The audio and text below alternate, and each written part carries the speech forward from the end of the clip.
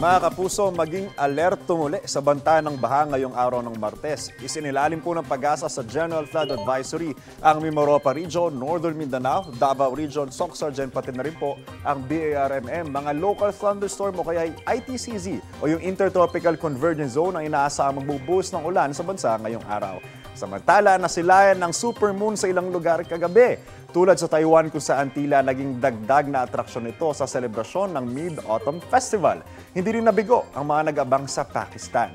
Supermoon mga kapuso, ito po yung tawag kung halos nagsabay ang kabilugan ng buwan o yung full moon phase at ang perigee position ng buwan o ang pinakamalapit na posisyon nito sa ating mundo.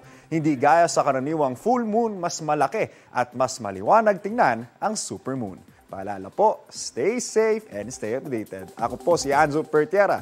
Know the weather before you go. Para mag-safe lagi, mga kapuso. Kapuso, huwag magpapahuli sa latest news and updates. Mag-iuna ka sa balita at mag-subscribe sa YouTube channel ng GMA Integrated News.